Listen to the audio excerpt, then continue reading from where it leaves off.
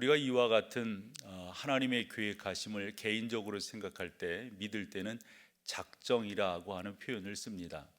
하나님은 지금도 여러분 한 분 한 분을 계획하고 계시고 여러분들을 통해서 영광을 거두시기를 원하고 계십니다. 더불어 이 세상에 되어지는 그 어떤 일 하나 하나님이 허락지 아니하신 일이 없어요. 코로나19도 하나님께서 허용하셨다라고 우리는 믿는데, 하나님은 그와 같은 일들을 통해서 우리 가운데 더 좋은 것을 주실 거예요. 우리는 그것을 믿고 이번 일이 지나고 난 다음에 하나님께서 이와 같은 귀한 것들을 깨닫게 하셨구나, 이것을 알게 하셨구나, 이렇게 우리가 고백하며 나아가는 그날이 오게 될 줄로 믿습니다. 우리가 IMF를 만났을 때도 그렇고요, 또한 10여 년 전에 금융위기를 만났을 때도 그때 깨달은 것이 있었어요.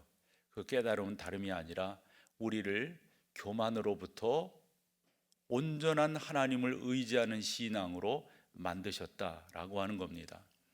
우리는 나름대로 내가 애쓰고 수고하고, 속되게 표현할게요, 잘나서 사는 줄 알았어요.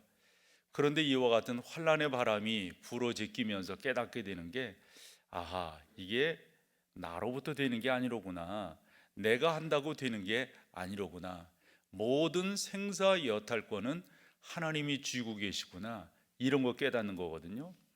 이번 코로나19 사태도 우리 가운데 그처럼 하나님께서 귀한 교훈을 주실 줄로 믿습니다. 다시금 말씀을 드리면, 하나님은 우리를 향한 계획을 갖고 계신데, 그 하나님의 계획을 여러분들이 의미 있게 받아들이시고 또한 체험하기를 원하신다면 우선적으로 하셔야 될 것이 있습니다. 그게 바로 여러분들의 우선순위를 정하시는 겁니다. 인생을 살아가면서 나에게 있어서 가장 중요한 것이 뭔가, 그것을 맨 앞에 놓는 것 아니겠어요?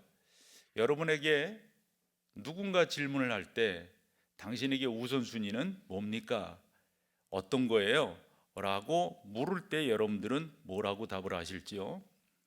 오늘 이 우선순위에 대해서 여러분과 같이 설교로 함께 하면서 이것이 왜 우리 인생에 중요한가, 어찌 보면 이 자리에 계신 여러분들 정도면 제가 지금 말씀드리는 이런 내용을 모르실 리가 없다고 봐요. 함에도 불구하고 설교하는 목사는 한 번 더 확인하고 싶어서 그러는 거예요.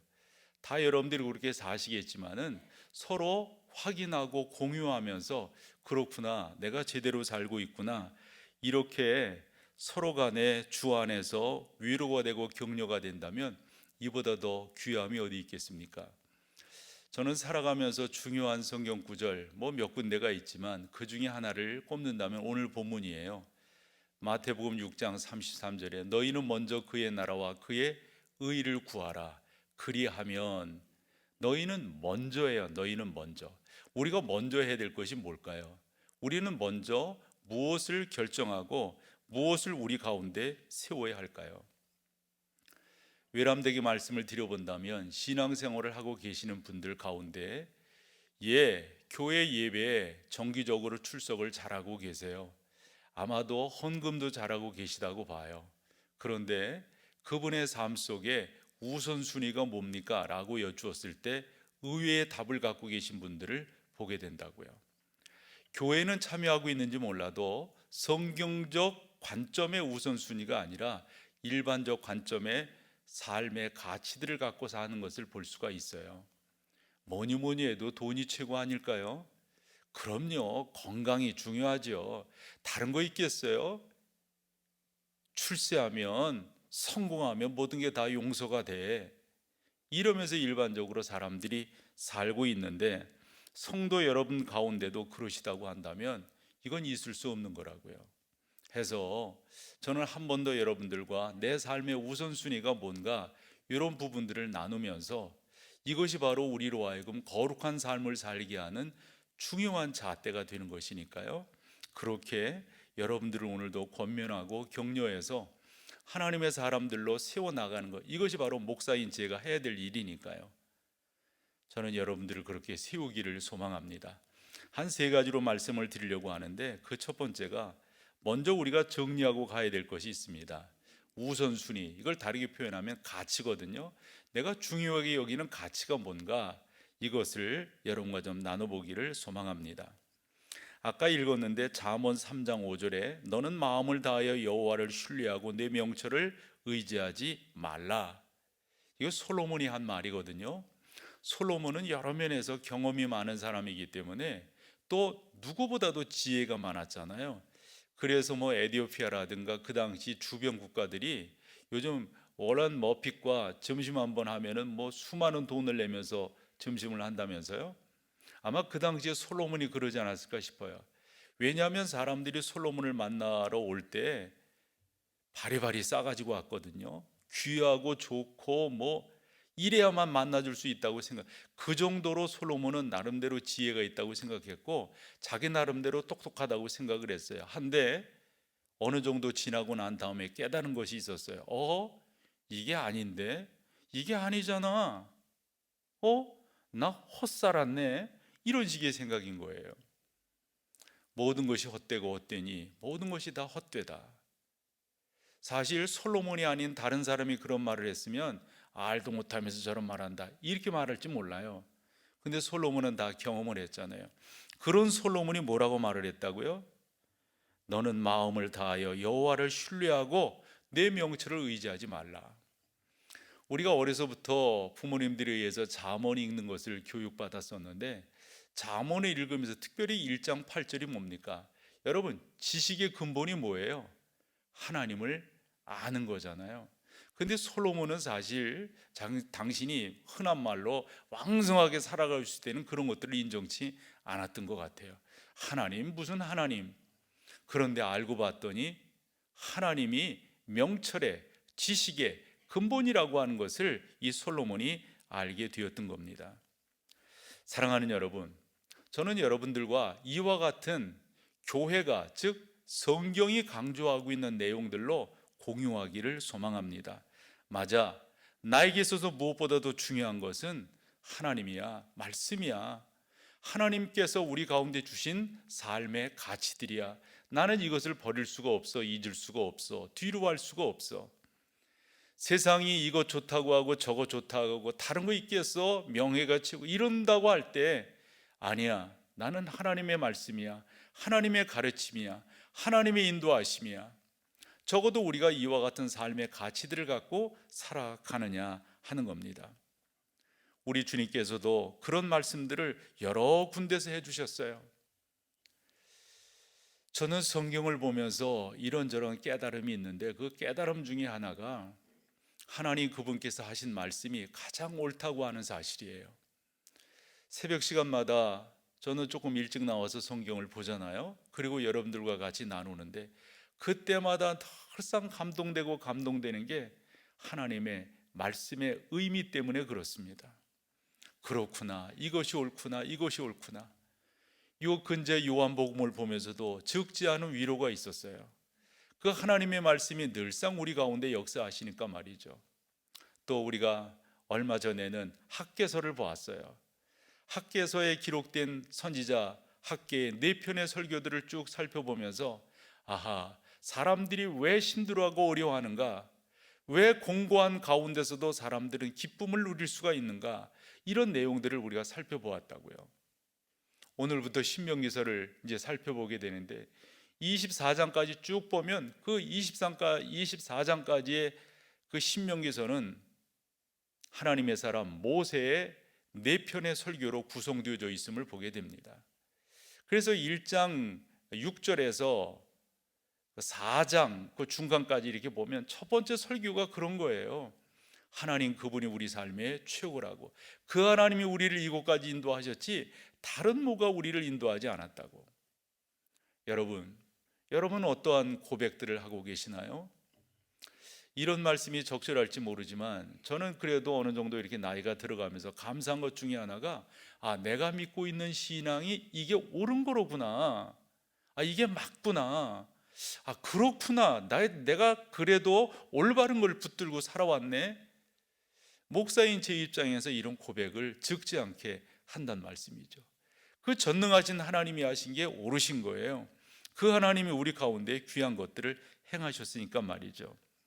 그러므로 여러분 가운데 올곧은 가치를 세우는 게 무엇보다도 중요해요. 왜냐하면 여러분들이 무엇을 가장 귀중하게 여기고 있느냐에 따라서 여러분들 가운데 적어도 세 가지가 증명될 수 있기 때문인데요. 그 첫 번째, 우리는 살아가면서 이런저런 고민, 고뇌, 그것을 일반적으로 스트레스라고 말하는데요. 여러분들이 어떤 가치관을 갖고 있느냐에 따라서 스트레스가 해결되고 아니면 쌓이고 그럴 겁니다. 사도 야고보는 이렇게 우리 가운데 교훈을 합니다. 두 마음을 품어 모든 일에 정함이 없는 자다, 이렇게 표현을 했어요. 여기 두 마음을 품었다라고 하는 말은 세상적 가치관과 하나님의 말씀, 이것이 왔다 갔다 하는 거예요. 우리가 흔히 이중적이라는 표현을 쓰고요, 다중인격이라는 표현도 쓰잖아요. 이 사람은 교회는 다닌지 몰라도, 신앙생활을 한다는지 몰라도 어떤 때는 이곳으로 어떤 때는 이곳으로 이렇게 움직여가는 거예요. 그런 사람에게 뭐라고요? 정함이 없다고 했어요. 다르게 표현한다면, 오늘 제 식으로 설교를 한다면, 그런 사람은 중압감을 훨씬 더 받을 수밖에 없어요. 쉽게 스트레스가 말이 아니라고요. 적어도 여러분, 우리가 환경적 어려움이 진정한 어려움이 될 수 없음은 기독교 2000년 역사가 우리 가운데 잘 증거해주고 있어요. 맞아요, 여러분. 편안하지요? 안락하지요? 이것이 신앙생활의 복이냐? 그렇게만도 볼 수가 없단 말이죠. 많은 것을 가졌지만 궁고함 속에 살아가는 사람이 있고, 가진 게 없지만 진정한 그리스도 안에서의 풍요로움 속에 살아가는 사람이 있어요.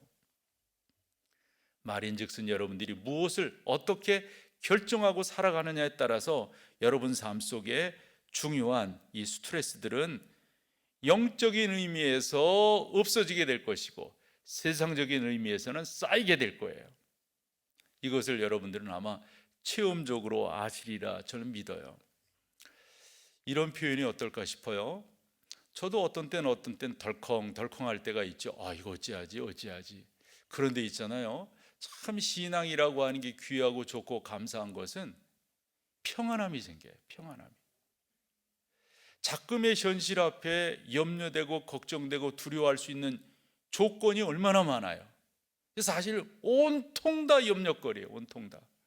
그런데 있잖아요, 평안이 저를 감싸고 있어요. 하나님이 어련히 알아서 하실까?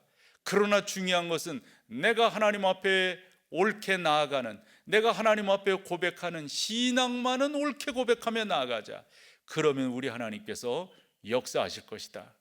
그런 은혜가 여러분 가운데도 있기를 축원합니다. 우리 주님은 말씀하셨어요. 너희는 마음에 근심하지 말라. 어떻게 근심하지 않을 수가 있어요? 방법이 그 뒤에 나옵니다. 하나님을 믿는 것 같이 나를 믿으라. 주님을 믿는 게 여러분 해결책이에요. 인생을 살아가면서 수많은 스트레스들이 우리 가운데 다가오는데요, 그것을 이겨내는 방법은 딱 하나라고 보여져요. 안정제가 아니라니까요. 그 어떠한 안락함이 아니라니까요. 많이 쉰다고 피로가 해결되느냔 말이에요. 푹 쉬었으면 되든가 말이죠. 되레 여러분, 푹 쉬니까 더 피곤해지는 거 느끼지 않으시나요? 진정한 안식은 예수 그리스도 안에 있습니다. 수고하고 무거운 짐진 자들아 다 내게로 오라. 내가 너희를 쉬게 하리라. 나는 마음이 온유하고 겸손하니 너희 나한테 와서 내 멍에를 메고 내게 배워라. 이게 살 길이에요. 주님께로 가는 길이에요.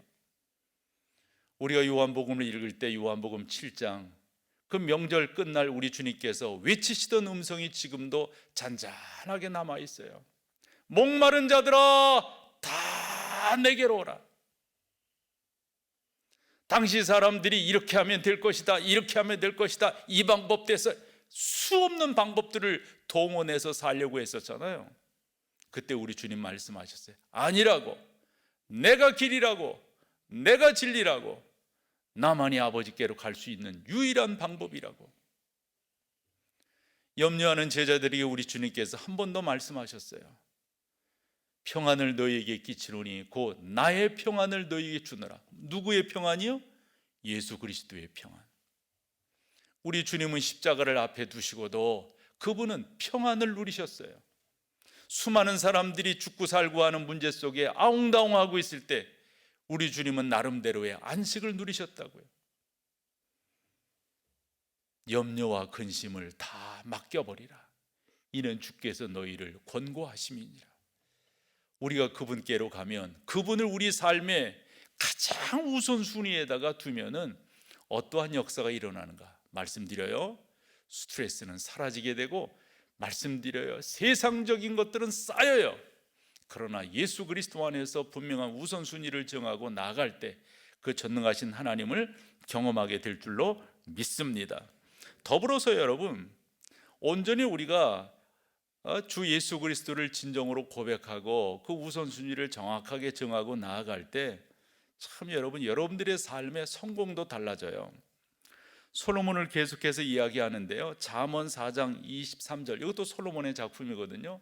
잠언도 상당 부분 솔로몬이, 아굴의 잠언이 조금 있지만은 상당 부분 솔로몬의 잠언이에요. 그 솔로몬이 27장까지 이거 쭉 기록을 했다고 보는데, 그리고 나중에 조금 더 솔로몬이 그 잠언 성경도 기록을 하거든요. 그 모든 잠언들을 읽어볼 때 제가 솔로몬을 이분이라고 표현해서 뭐하지만 이분이 경험을 한 거예요. 이분이 안 거예요. 모든 지킬 만한 것 중에 더욱 내 마음을 지켜라 그래요. 마음을 지켜라. 왜요? 생명의 근원이 거기에 있기 때문이라는 거예요. 그러면 마음이라고 하는 게, 여러분, 마음을 지킨다고 하는 게 뭐예요? 여기에 우리가 흔히 나의 이 신체, 나의 정서, 이런 부분은 죄송하지만 그릇에 불과해요.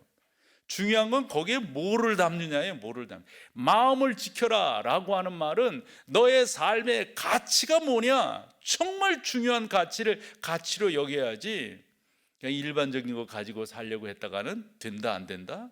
안 된다 라고 하는 거예요. 그러면서 그 뒤에 뭐라고 말씀하고 있냐면 생명이 그 가운데서 나온다라고 했는데, 저는 주님의 말씀이, 이 말씀을 보면서 또 기억이 나더라고요. 너희 가운데 골방에서 기도하라는 거예요. 골방에서. 그럼 골방이 뭐예요? 우리는 자꾸 예전부터, 어려서부터 골방, 이게 내 골방이 아주 한적하고 누구도 오지 못하고 이런 것을 골방이라고 생각하는 경우가 많은데, 죄송하지만 그게 골방인가요? 그래서 그 단어의 원문을 보면 그 골방이라고 하는 말의 어근적 의미는 우리의 마음이라고 하는 거예요. 사실 여러분, 10길 물속은 알아도 한 길 사람 속 모른다 라듯이 우리 마음속은 누구만이 압니까? 나만이 압니다. 내 안에 있는 가치 누구만이 압니까? 나만이 압니다. 이걸 옳게 지키지 아니하면 안 돼요. 그렇지 않으면 살아 승리할 수가 없습니다. 우리 가운데 있는 가치가 참으로 중요한 것은 우리의 구원에도 영향을 미치기 때문에 더더욱 그렇습니다. 주님께서 이렇게 말씀하셨어요. 사람이 만일 온 천하를 얻고도 자기 목숨을 잃으면 무엇이 유익하리요? 이러셨거든요. 온 천하를 얻었다 치자고요. 솔로몬의 또 예를 한다면, 솔로몬 같이 수많은 것들을 다 나중에 이분이 알게 된 게 뭐냐면, 이게 아니로구나. 이거 알았어요. 요즘에 그 뉴스로 나오는 여러 가지 핫한 것들이 있는데, 그 중에 하나가 어떤 회장 그 이야기 나오더군요. 그분은 하루에 차 트렁크에다가 160억 정도를 싣고 다녔다면서요. 160억이 어떻게 들어가는지 모르지, 수표 이런 거겠죠. 그럼 뭐 하냐고요. 사람은 세상이 줄 수 있는 모든 것들을 소유할 수 있는 나름대로의 기회들이 있어요. 그런데 있잖아요, 하나님 없는 이 세상에 그것이 무슨 의미가 있을까요? 하나님과 함께하지 아니한 건강, 죄송하지만 죄 짓는 데는 빨리빨리 달려가겠죠. 하나님이 역사하지 않는 우리의 재원, 우리의 부, 그거 어디다 쓸까요? 하나님께서 나의 주인이라고 고백되지 아니한 사람에게 주어진 명예, 그거 어디다 쓰는 걸까요? 적어도 여러분, 하나님 그분이 내 인생의 주인이라고 고백하는 것, 무엇보다도 중요한 것은 이와 같은 삶의 자세가 우리의 구원을 더더욱 확실하게 만들어준다 하는 거예요. 그런 의미에서 우리 주님 말씀하셨어요. 온 천하를 얻고도 내 영혼을 잃으면 무슨 유익이 있겠느냐. 그래서요, 다시 한번 우리 살펴볼 것이 있어요. 진짜 내 안에 있는 이 우선순위, 이 가치가 이게 어떤 건가 한번 살펴볼 필요가 있습니다. 그래서 사도 요한은 요한일서 2장 15절에서 17절까지 귀하게 우리 가운데 교훈을 하는데, 먼저 15절에서 16절까지를 우리 한번 같이 읽어보죠. 시작. 이 세상이나 세상에 있는 것들을 사랑하지 말라. 누구든지 세상을 사랑하면 아버지의 사랑이 그 안에. 근데 여러분, 여기에서 세상이라고 하는 말이 무엇을 의미하는가? 그냥 우리가 일반적으로 눈에 보이는 이런 것이 세상이 아닌 거죠. 여기서 말하는 세상은 15절 같이 16절 같이 봅니다. 이는 세상에 있는 모든 것이 육신의 정욕과 안목의 정욕과 이생의 자랑이니 다 아버지께로부터 온 것이 아니요 세상으로. 그러니까 이건 가치예요, 가치. 그렇죠? 세상으로부터 왔다라고 하는 것은 세상이 주는 가치인데, 특별히 여기에 보면 세 가지입니다. 뭡니까? 육신의 정욕, 안목의 정욕, 이생의 자랑. 이 세 가지예요. 대개 보면 사람들은 이 세 가지 가치 때문에 그냥 살아요. 이것을 얻으면 다 되는 줄 알고 살아요. 예전에 많이 썼던 예화 중에 하나가, 사람들이 미국에 이민 가면 제일 먼저 하고 싶은 게, 우리나라 사람들이요, 수영장에 딸린 집 사는 게 꿈이래요. 수영장에 딸린 집. 적어도 그 정도 되는 집 살려면은 뭐 도시마다 또 지역마다 좀 가격 차이가 있겠지만, 그런 거 살려면은 열심히 일하지 않으면 어려워요. 또 그것도 부부가 열심히 일해야 가능하죠. 그래서 이런 이야기 하잖아요. 수영장 딸린 집 샀어요. 그 수영장 누가 이용합니까? 누가? 그런 말 우리 다 알잖아요. 정작 가정부만 이용한다고. 이게 주는 메시지가 있지 않아요, 여러분? 주는 메시지가 적어도 그래서 이 세상을 사랑하지 말라. 이거는 육신의 정욕과 안목의 정욕과 이상의 자랑이다. 그러면서 뭐라고 사도 요한이 17절에서 결론적으로 이야기를 하냐면, 같이 한번 읽어봐봐요. 시작. 이 세상도 그 정욕도 지나가되는 말이 중요해요. 지나가되 오직 하나님의 뜻을 행하는 자는 어떻게 해요? 지나가되라고 하는 말과 영원히 거하느니라고 하는 말이 대비되는 거예요. 이 세상 모든 것들은 다 지나갈 겁니다. 다 지나가요. 제가 많이 살지는 않았지만 지금까지 이렇게 보면서 제가 존경하고, 참 저 목사님처럼 목회하고 싶었고 설교하고 싶었고 저렇게 교회를 꾸며보, 그분들 다 돌아가셨습니다. 다 돌아가셨어요. 우리가 이름 석자만 되면 알만한 그런 분들도 계셨어요. 다 돌아가셨습니다. 남는 게 뭡니까, 여러분? 남는 게,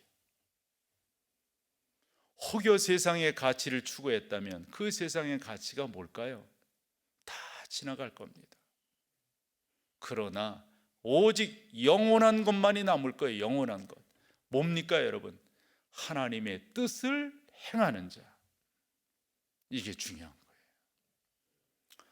여러분들이 성령의 사람이요 하나님의 사람이라면, 여러분의 심령 가운데 성령이 내주하고 계시다면, 저는 당연히 그쪽을 줬고 그쪽을 따르리라고 믿어요.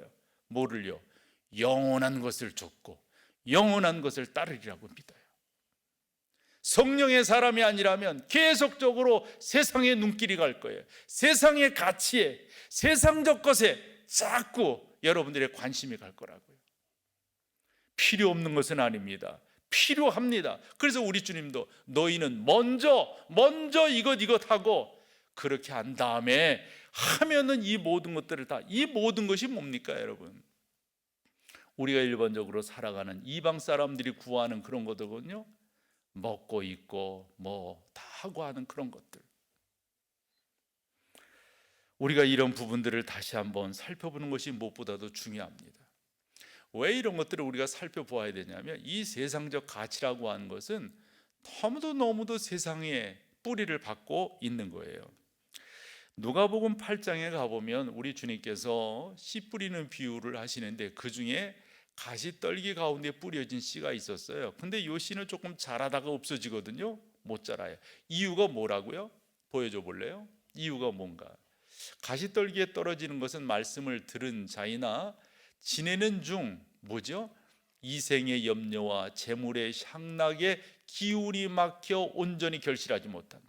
두 가지입니다. 뭡니까? 이생의 염려와 재물의 향락. 특별히 여러분 중요한 게 저 향락의 기운이라고 하는 저 말이에요. 저 향락의 기운.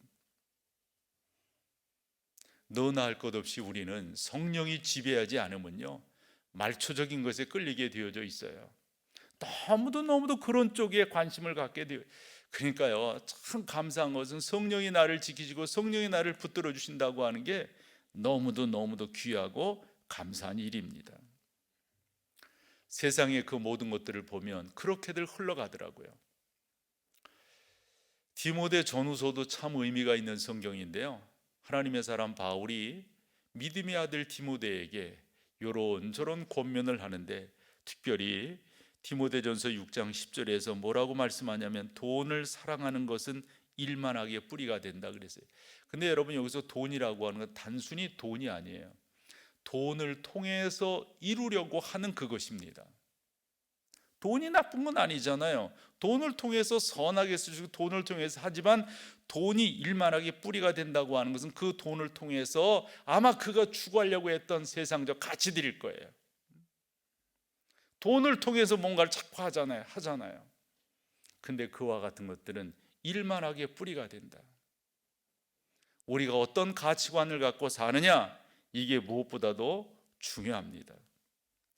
여러분들이 이 가치관을 잘 세워야 되는 것은, 너무도 이 세상은 황금만능주의가 사로잡고 있기 때문에 그렇습니다.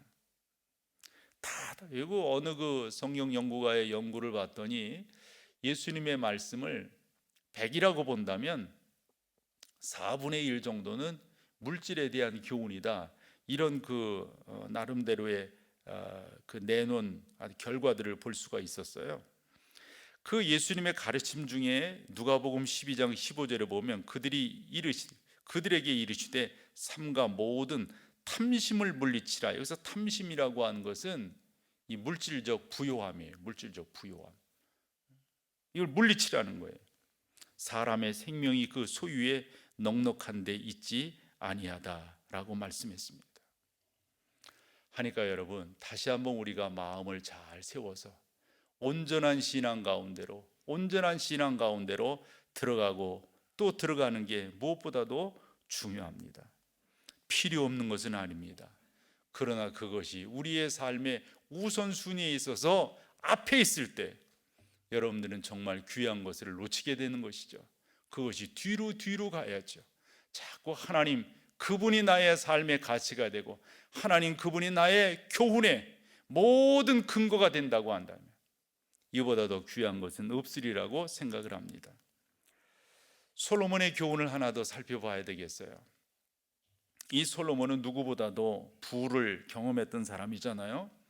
어느 분이 그 교훈이 어느 정도 신빙성이 있는지 제가 잘 모르겠지만, 그런 계산이 저한테는 이게 와 닿지가 않아서 그래요. 우리 지금 이 세상에 가장 부자라고 하는 사람 10명을 합친 것보다 더 부자였었다, 이렇게 표현을 하더라고요. 누가? 솔로몬이. 그리고 솔로몬은 지혜가 많았던 사람이잖아요.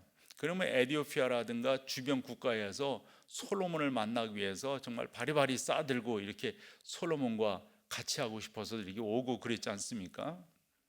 그러면서 이 솔로몬이 수많은 것들을 경험했는데, 이 전도서가 그 모든 것들을 경험하고 난 다음에 너희는 나처럼 살지 말아라 이러면서 솔로몬이 나름대로 그 가운데 교훈을 하면서 기록한 게 전도서란 말이에요.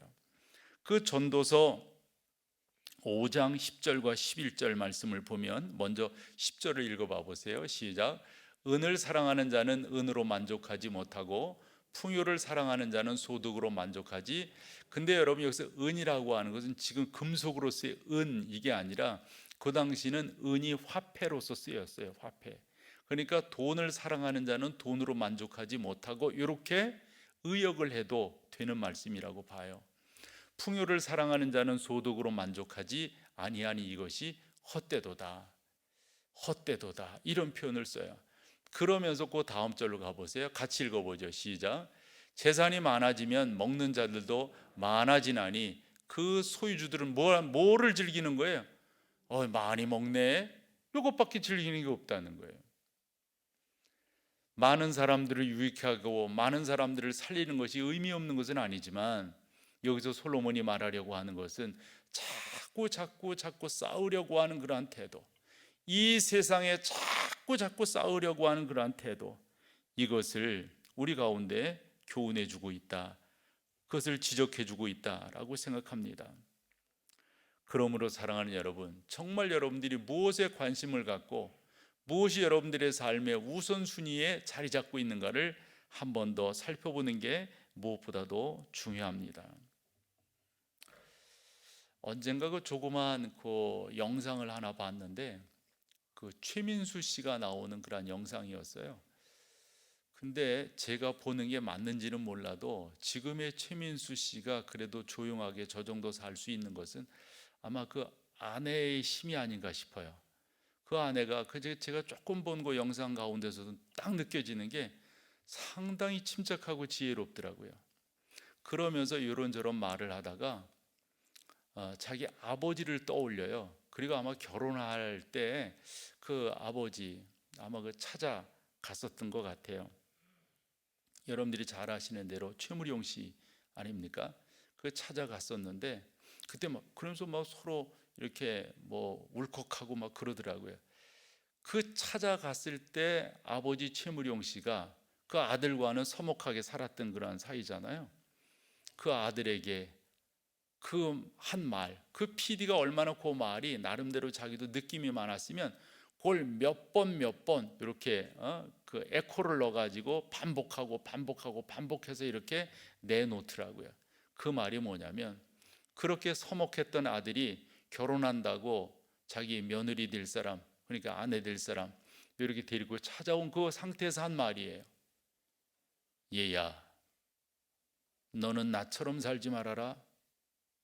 너는 나처럼 살지 말. 최무룡 씨가 어떻게 살았는지 여러분들이 어느 정도 아시면 금방 와 닿을 것 같아요. 너는 나처럼 살지 말아라. 솔로몬이 그런 거예요. 전도서는 자기 아들과 딸들에게 다시금 인생의 교훈을 깨닫게 하기 위해서 요거 기록한 거거든요. 얘들아, 너희는 나처럼 살지 말아라. 너희는 나처럼 살지 말아라. 아시다시피 솔로몬은 아내가 300명이었습니다. 수종드는 여자가 700이었어요. 도합 1000이었어요. 나름대로 얼마나 많은 것들을 누리며 살았습니까? 그런데 그 마음은 공허했었어요. 그 마음은 허황됐었어요. 그 마음은 안정감이 없었어요. 수많은 것을 누리면서 떵떵대면서 의리의리하게 권자에 앉아서 살았는데, 솔로몬 나중에 하는 말이 아무것도 아니네. 이거 아무것도 아니네. 저도 그렇고 여러분들도 그렇고 마지막 우리가 나이 들어서 이 세상을 떠날 때 이러지 않기를 소망해요. 그러기 위해서 여러분들의 삶의 우선순위를 한 번 더 기억하는 게 무엇보다도 중요합니다. 그러면 여러분들의 우선순위를 어떻게 할 것인가? 예수님 말씀이 맞아요. 마태복음 7장 24절에서 이렇게 말씀합니다. 그러므로 누구든지 나의 이 말을 듣고 행하는 자는 그 집을 반석 위에 지은 지혜로운 사람이다 그랬어요. 그 집은 뭡니까? 여러분들의 인생입니다. 내 말을 듣고 행하는 자, 예수님께서 그렇게 살라고 하신 이 삶의 기준점을 정확하게 두고 사는 사람, 바로 그 사람은 반석 위에 집을 지은, 그 반석은 뭡니까? 예수 그리스도이십니다. 거기에 딱 집을 짓는 거예요. 거기에다가.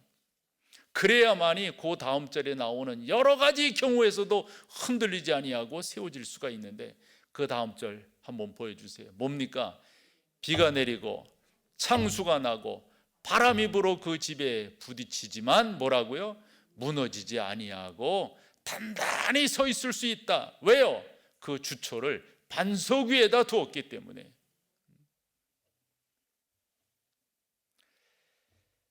외람되게 질문할게요.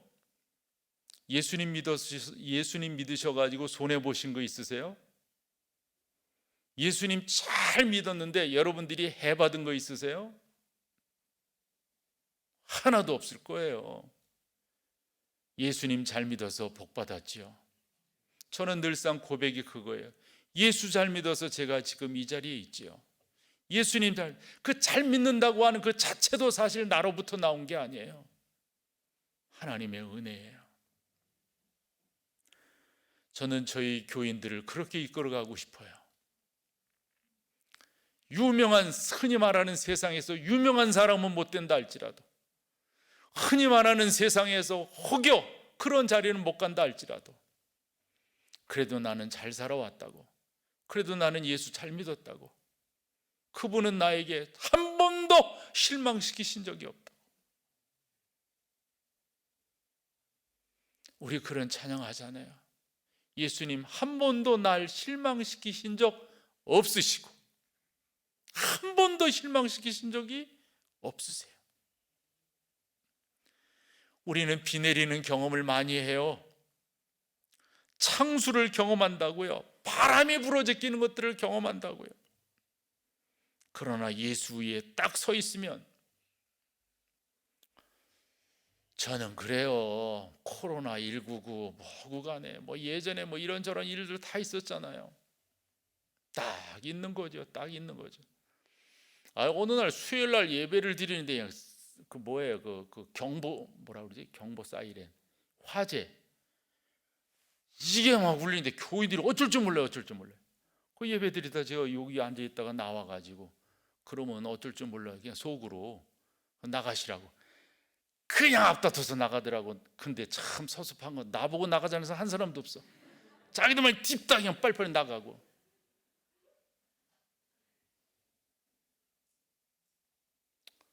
불이 나면 어떻게 날 거고 난 그래서 그때 여기 왔다 갔다 했어요. 여기 왔다 갔다. 사랑하는 여러분, 저는 여러분들과 그렇게 살아가고 싶어요.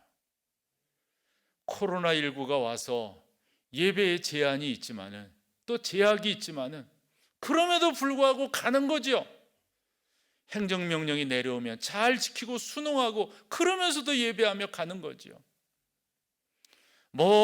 비관적인 이야기들이 많죠. 비관적인 이야기 나오면 나오는 대로 가면 되는 거죠.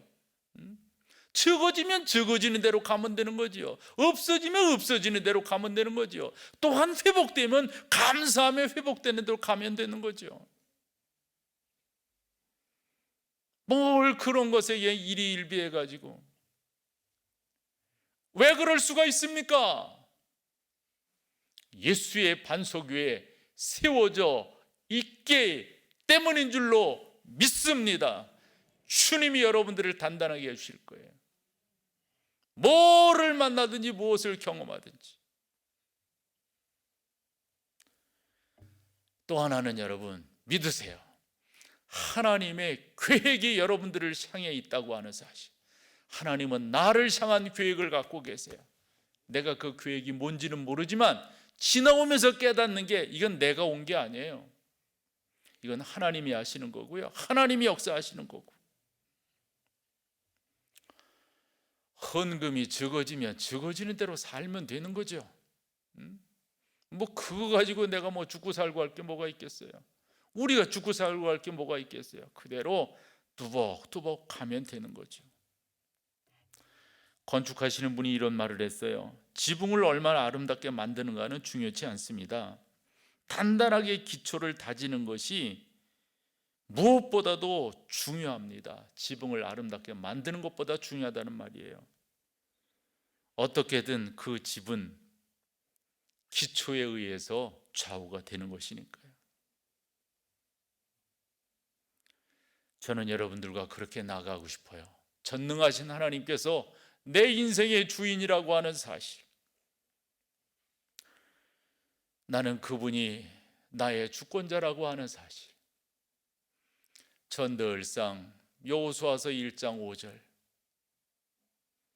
내가 너와 함께 할게. 이따가 이제 읽을 거예요, 공동 번역으로. 너를 당할 자가 없도록 해줄게. 모세에게 명령한 게 있지 않니? 너 그대로 살아라. 제가 그랬어요.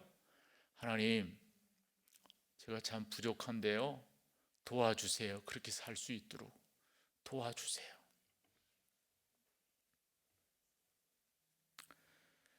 다시 한번 여러분 생각하세요. 딱 결정하셔야 돼요. 딱 여러분들 인생에서 딱 결정하셔야 돼요.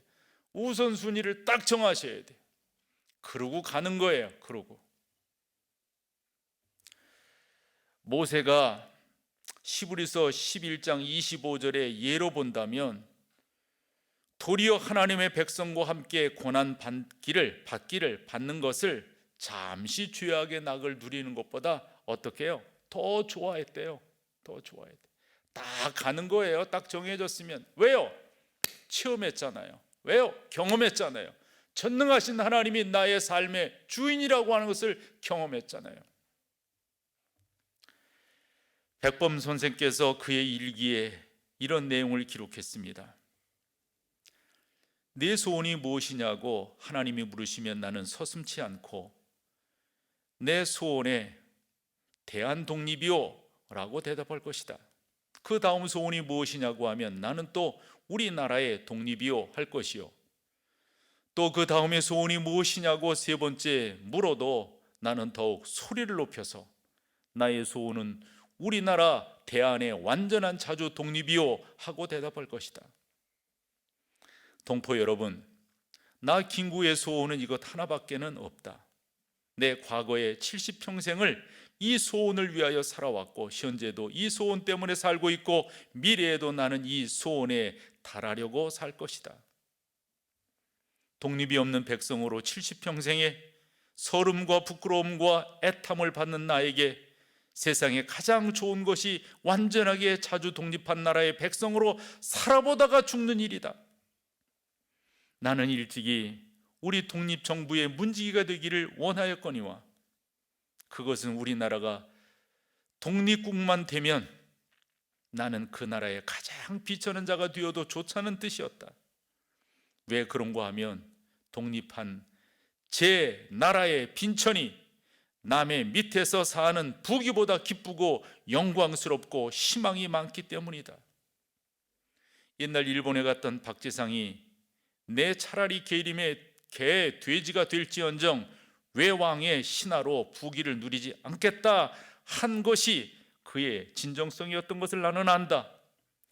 박재상은 외왕이 높은 벼슬과 많은 재물을 준다는 것을 물리치고 달게 죽음을 받았으니 그것은 차라리 내 나라에 귀신이라고 표현을 썼는데 왜 얘들은 이런 표현들을 많이 썼잖아요. 근데 이제 강론적 용어가 좀 아니라서 넘어갈게요. 참 이런 것들을 보면 뭔가 한 사람들을 보면요 확실히 의지가 분명했어요. 적어도 우리는 하나님을 믿는 사람이잖아요. 내 안에 예수 그리스도가 주인이시잖아요.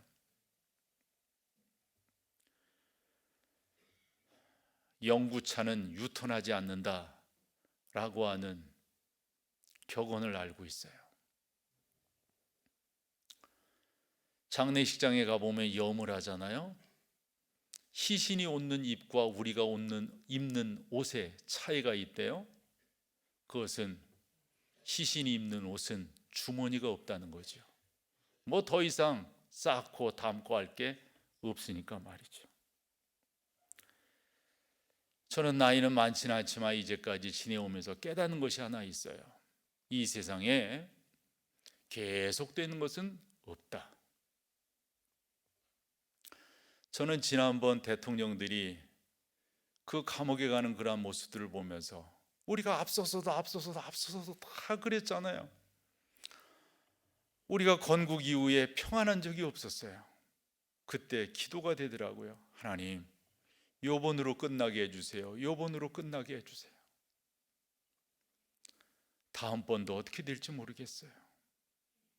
왜 사람들이 역사의 교훈을 자기의 교훈으로 삼지 못할까요? 재산도 지나가게 될 겁니다. 쾌락도 건강도 지나가게 될 겁니다. 여러분들이 자랑할 수 있는 자랑이 뭔가요? 그것도 지나가게 될 겁니다. 그래서 예수님 말씀하신 게 옳은 거예요. 온 천하를 얻고도 제 목숨을 구원치 못하면 뭐가 유익하냐? 여러분의 삶 속에 중요치 않은 것들을 내려놓으셔야 돼요. 여러분의 삶 속에 의미 없는 것들을 뒤로 물리셔야 돼요. 진짜 의미 있는 것들. 그렇다고 취미생활 하지 말라는 것 다 아니에요. 여러분, 중요한 것을 앞에다 놓으시라고요. 나의 취미생활이 그저 등산하는 것이 내 인생의 가장 우선일 수가 없어요. 바울은 그렇게 표현을 했어요. 모든 것을 해로 여기면서, 해로 여긴다고 하는 것은 이 세상에서 자랑할 것들이에요. 쭉. 내 지난번에 나는 베냐민 지파요. 요즘식으로 말하면 나는 광상김씨요, 뭐 이런 거예요. 아주 광상김씨들 좋아 죽겠더라고. 아주 내가 지난주일 설교 그렇게 했더니 다 내려. 같이 읽어보실래요? 시작. 또한 모든 것을 해로 여김은 왜지요? 내 주 그리스도 예수를 아는 지식이 가장 고상하기 때문이라. 내가 그를 위하여 모든 것을 잃어버리고 배설물로 여김은 그리스도를 얻고 그리스도를 알기 때문이다. 이는 내게 사는 것이 그리스도니 죽는 것도 유익함이니라. 여러분, 내려놓을 것들을 내려놓으세요. 그래야만이 중요한 것을 앞장세우셔야 돼요. 그래야만이 남은 여생에 있어서 예수 그리스도의 그 풍성한 은혜들을 경험하며 살 수가 있어요. 마지막, 제가 방송 때 오프닝으로 썼던 건데 이런 내용이에요. 정글에서 길을 잃었을 때 필요한 게 뭐냐 하는 거예요. 여러분 한번 생각해 보세요. 정글에서 길을 잃었어요. 뭐가 필요합니까? 지도?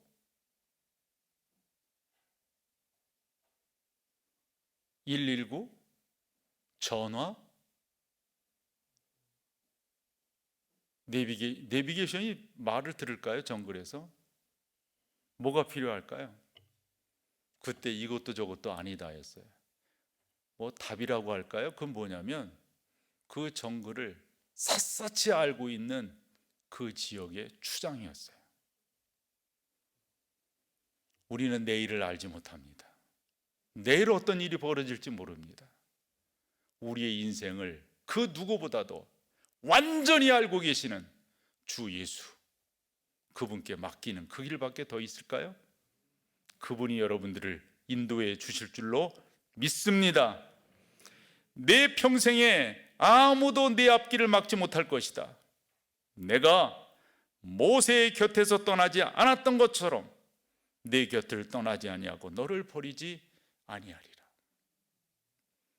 저에게 주어지는 레마의 말씀이에요. 늘상 저는 이걸 묵상해요.